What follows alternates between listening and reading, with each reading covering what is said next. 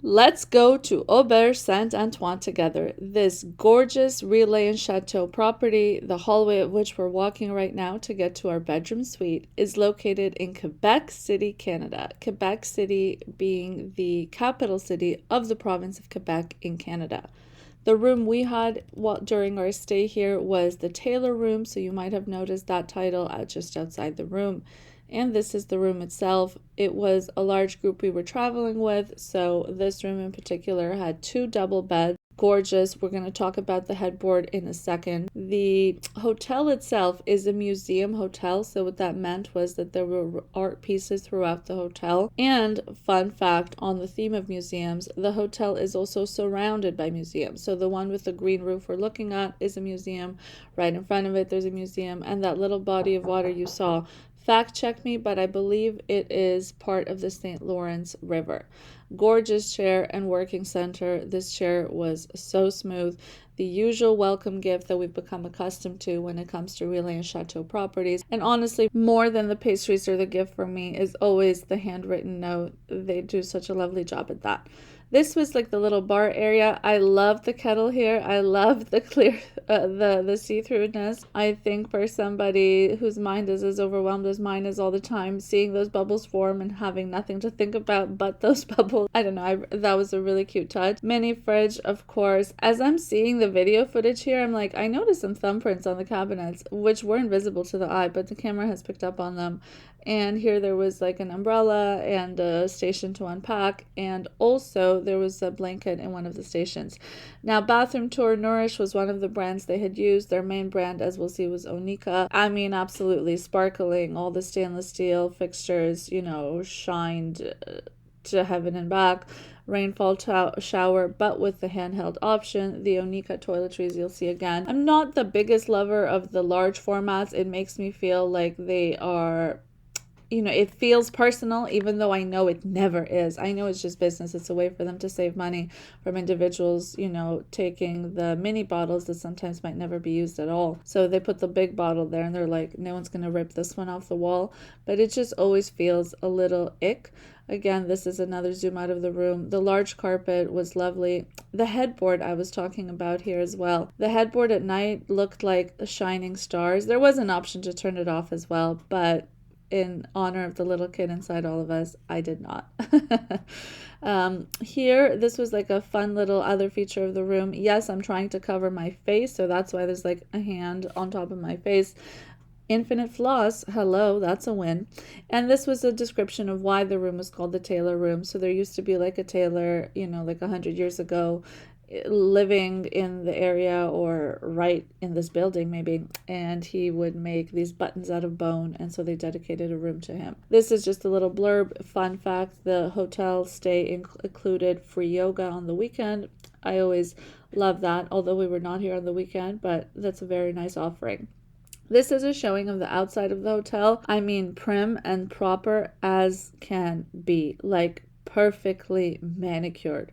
And on these old city streets, so this was part of old Quebec, that is not easy to do. The Relais and Chateaux logo, of course, and this property had 2 Michelin keys. So you might be thinking of Michelin star just for food. It also extends to other facets of hospitality. In this case, the property had 2 Michelin keys, which shows outstanding commitment to customer service. We're walking in here. I wish, like Emeril Lagasse used to say in his cooking videos, I wish we had smell-o-vision and you could smell this. There's one of the restaurants, because this building was so well scented from the very first step you took inside.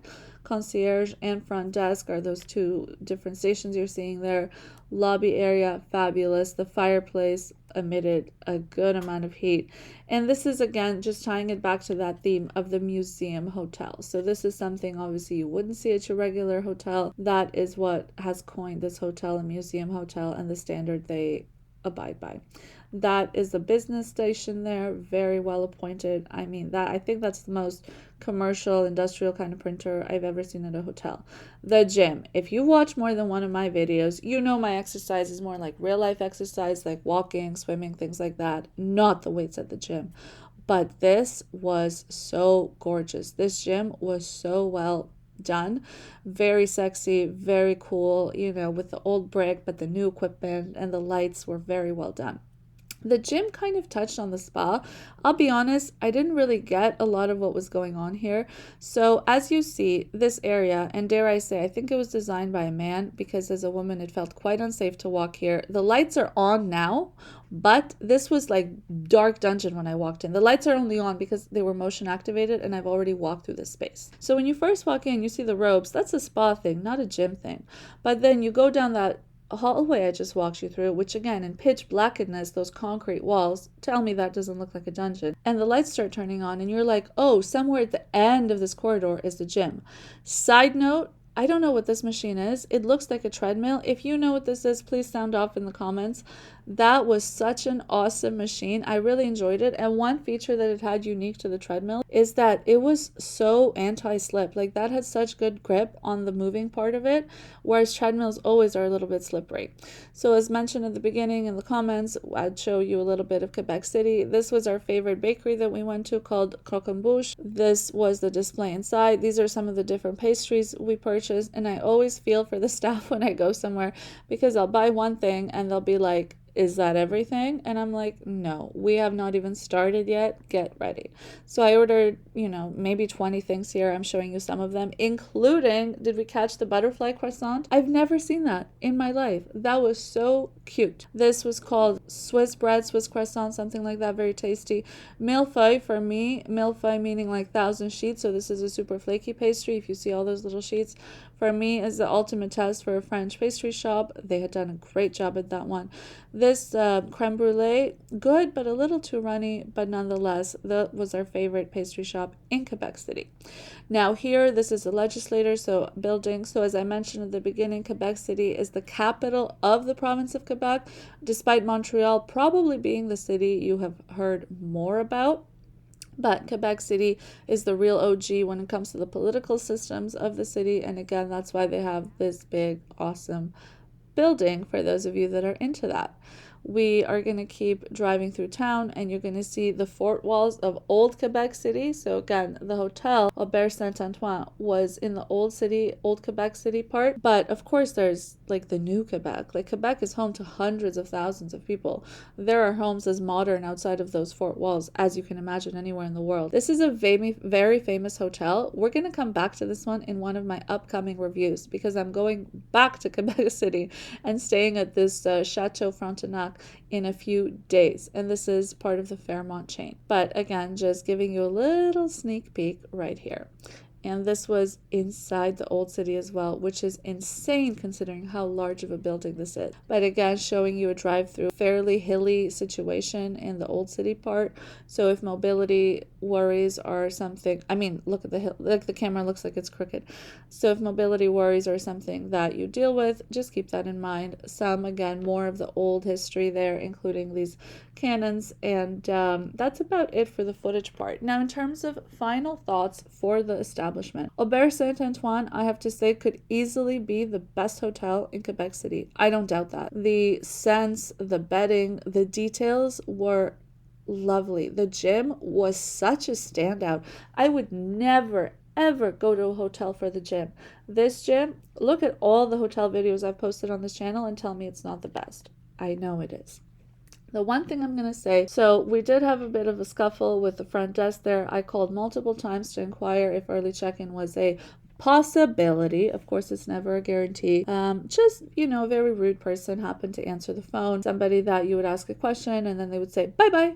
Like, no, ma'am. You ended customer service by saying, and anything else I can help you with? Or, I would inquire. So she said, I'll take down your number and I'll call you as soon as the room is ready if it's ready early. She never called. I had to speak with one of her colleagues and found out that my room had been ready an hour before I called myself for the fourth time to check in. So there were small indiscretions like that just do not align with the level of service we're looking for at a Relais and Chateaux. Luckily, her team did step in, and even the manager came out and she asked me, how would you like us to make up for it? So that question, that's a gold star kind of standard for hospitality when something has gone awry. And I told her, I said, listen, the point is not, I'm not looking for compensation here. The point is that, the way I was treated is not appropriate for your level of establishment. the person that dealt with me sticks out among any and all Relais and Chateaux staff I've ever dealt with. So I said, thank you for your offer of compensation. I will take literally the cheapest thing you have to offer as a token of goodwill. And that was free parking for the night.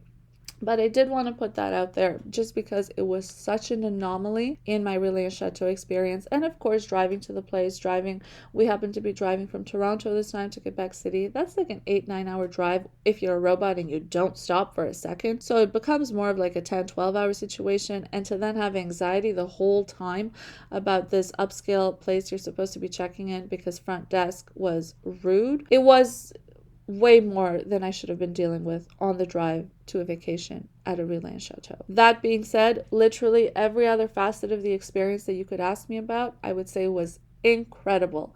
So overall, this was a gold star experience, and I strongly suggest or recommend you, if you're staying in Quebec City, go to Auberge Saint Antoine if that's a possibility.